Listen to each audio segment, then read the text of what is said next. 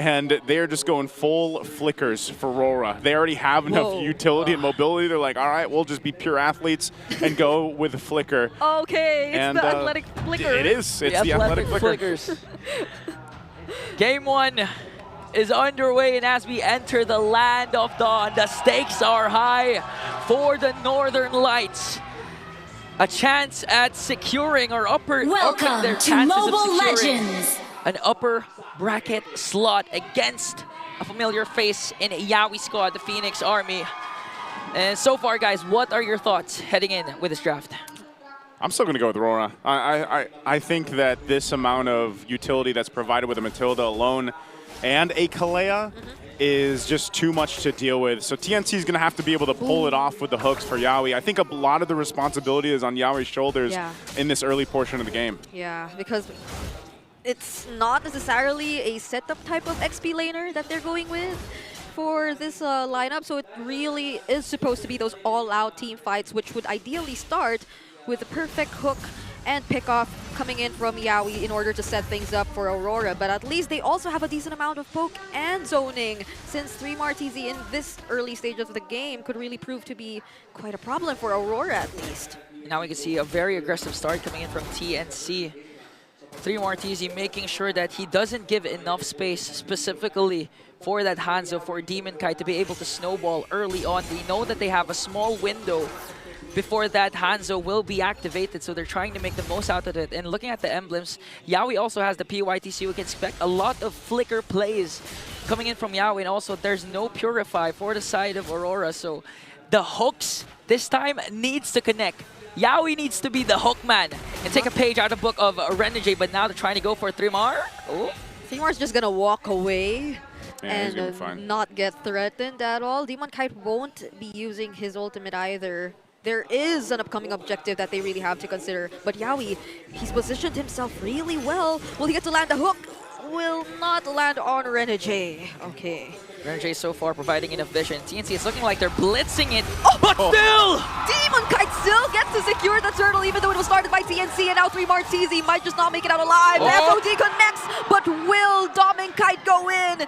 He decides not to and will play it safe. Okay, so they get the objective. Aurora knows it. That could have gone way worse, that team fight, especially with... If Domenkite decided to join the fight, it's good that he got the call not to, because they could have just disengaged. But yeah, that's one of the tough things about playing against the Hanzo. You know, Hanzo can just show up, kind of swoop on in literally, and retribution the objective away.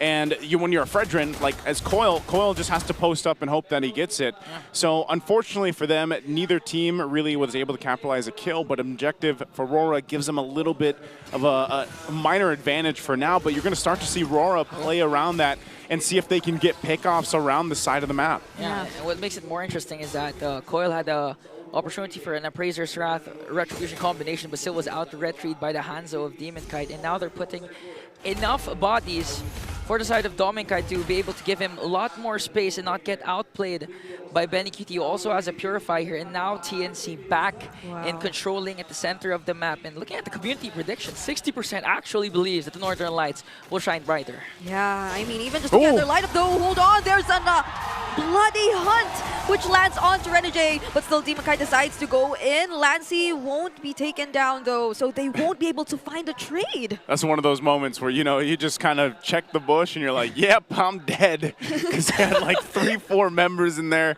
and there was really nothing that Renegade could have done about that. So the first blood, at least going to the hands of TNC, goes over to them, and they'll go ahead and play around that. And that's something they can always do. Like that play we'll probably see happen more than a few times leading into the next big objective here. You can see some of the items already locking into. Corrosive Scythe now for a Demon Kite. You went that Hunter Strike Rush over here for TNC. Hold on, Benny Cutie. 3 Martizi, will he make it out alive here? He's buying time. He's buying time for TNC, and they get to secure the turtle for themselves in exchange of his life. So that was one of their ways to at least just kind of get something out of Aurora, because they're always consistently getting to contest these objectives, which they work so hard for. But I really agree with what Naisu said earlier with regards to Wait, what were you saying? No, I really had something in mind. I swear I had something in mind. I was supposed to say something. But anyway. I believe in you. You're talking about how they can just go ahead and use it, utilizing the Franco to gank these. Oh yeah, especially when Renegade doesn't have the Purify. That was literally an Ingan moment. She just had an Ingan moment. No, because like if you don't have the Purify, right, then Yeah. that's most likely to be the case. It would have been great if he had it though, so he could actually get to use the guiding winds every now and then, especially when someone else gets caught. But Yeah. this is a full flicker lineup from Aurora, so this is something they really have to take into consideration. The Sky Piercer pickup here from side of Benecuti. They already casted 2 ultimates. Coil entered in with the energy eruption. It's not gonna connect, and I do agree. If for TNC, they have to instantaneously burst any single member that Yawi is able to hook and eventually cast the Bloody Hunt, because that's how you take on a sustained kind of lineup with the likes of the Matilda and of course Edward's hero, the Kalea. So far TNC, they have a huge window here to extend their lead and dominate the laning stages, but now they set their eyes on 3 Martisi. 3 goes in. Oh, that was a flicker committed by Edward. They are going to fully take down and commit onto 3 Martisi in exchange of the turret down bottom, but it doesn't stop there. They also get to secure this turret up top. Yep, that's going to be objective for them, a kill. And it looks like there isn't going to be an answer for TNC just yet. The turtle is coming up though, so they have that positioning, but good usage though. Demon Kite gives the call.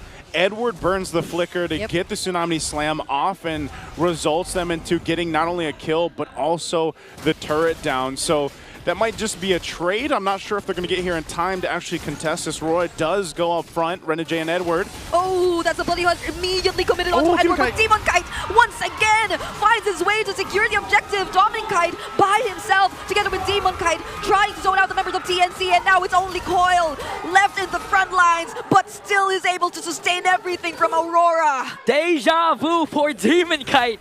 Another retribution steal for their jungler. And to top things off, they looked for the Edward trade. Unfortunately, Coil's Appraiser's Wrath was a bit short. Literally 1 pixels before being able to take down Edward and look for the trade. And now even Dominkite, despite 3 Martisi and the threat of a Yaoi hook there, he's not afraid to go for that tower push. Yeah, you know that you just have a lot of support here. If you're Dominkite, Oh, once again, now they have their eyes set on Coil, who won't be able to make it out of this. Demon Kite is already in there, and now they also get to take down Yaoi. 3 Martisi is another member to fall. Just 3 members in a snap falling because of that engage. And that's what I was saying, you know, when you're Dominkite and you're just Aurora in general, you know that you have so much utility on your side. And that was a Flask of the Oasis that was picked up before that fight even broke out. So you're covered. The bases are covered for you, and you can just take these fights time and time again. Yes, Coil can tank up a lot of damage as a Fredrin, but you know what more once he's picked off from the team, and then your team's got really no more of a front line. Yeah. You know, Yaoi's just going to go down too. He's going to get blasted, and that's exactly what happened there. And speaking of front line, Aurora even has a 3rd front liner in the form of Demon Kite, because as you just saw, Edward was hooked by Yaoi, but Demon Kite decided to go in and tank it, making sure that Edward wasn't going to be taken down by the members of TNC. That's why they have a 4K gold lead right now. And looking at the items, Benecuti already has a Hunter Strike and a Sky Piercer, but unfortunately cannot get enough kills. But for Moskov, already close to having that Trinity build. Yeah, and there's the Winter Crown pickup by Yaoi, which you previously mentioned there. So there's the Rapid Boots and the Winter Crown, but then again, he lacks a little bit more of tankiness. Demon Kite, once again, he's gonna go for it. No! Lancey is the one to secure this Lord Stone Snatch used on to Yaoi, but there's the Winter Crown who will save him for just a little bit more time, but not for long. And there's the Tsunami Slam once again, used onto Coil, but he will be able to dash out, and that is the only trade Aurora gets out of this Lord secured by TNC. A still good trade for the Phoenix Army. They had the major objective, but Demon Kite wants to change it. They're still going for it. Soul Snatch used once again. They're under the turret, and Demon Kite won't be able to sustain anymore. Dominic Kite, however, just simply focusing on taking down the turrets. My, oh my, look at this. Okay, TNC, they stay in this game based off getting that Lord. It was great that Lancey was able to grab that, because, you know, surely with Aurora's lead that they have, the itemization advantage they have, they would have been able to play into that Lord and possibly go into the base of TNC, but they bought themselves some time, and TNC needs that time because of, again, the fact that you have the Sicilian here, as you guys mentioned too. Yaoi doesn't have, oh, hold on. Oh, Coil? Coil will be able to somehow buy some time. Again, that's a Bloody Hunt committed onto Demon Kite. So that's a major resource down for the Phoenix Army. But Aurora, they aren't going to commit. yeah, just looking at the items, already your cores, Demon Kite and Domin Kite already has their Trinity build. So in terms of activation, they are already activated. And for TNC, they still need to stack up for Benny Cutie and for Lancy. But so far, Yawi's hooks are connecting. It's just that they have to connect onto the proper target. They might go for Demon Kite. And what better target if not Demon Kite? He just gets bursted down like that. But look at the two-man knockups coming in from Edward, followed up by the fettered airstrike from Yue. And now they're able to take out Fremar and Coil.